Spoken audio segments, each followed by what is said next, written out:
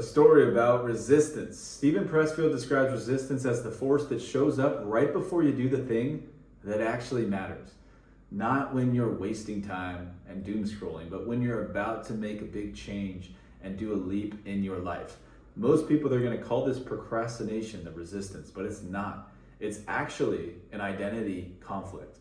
So I've looked at this from both sides. On the outside, I've built magnetic brands and worked with high-performing entrepreneurs where focus is the default. But on the inside, I've gone deep into meditation, somatic work, and nervous system regulation, trying to understand why capable high performers are still drifting.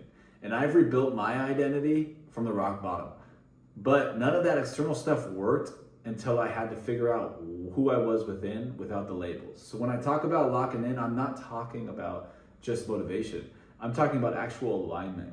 If you're not locked in, it's not because you're lazy or broken. It's actually because there's different versions of you are being pulled in different directions.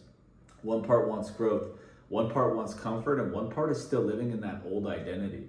So you start the day knowing exactly what you should do, and by day's end, you're feeling frustrated with yourself. It's not because you have a time constraint. It's actually because there's identity fragmentation. So here's the breakdown.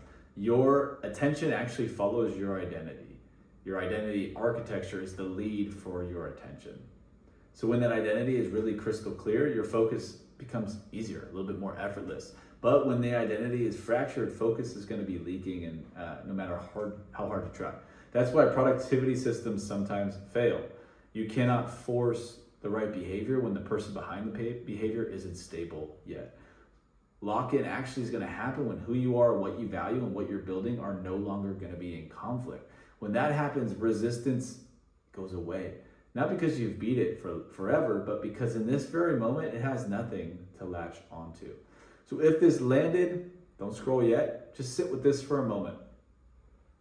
If you want to keep exploring this kind of work, I write about identity, clarity, and magnetic alignment every week. You can join my newsletter below in the description. And if you want something even more structured, I built the Magnetic Brand Blueprint.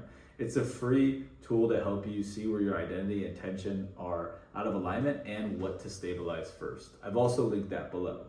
And if you already know that this is the work you need to do, DM me MBI on Instagram.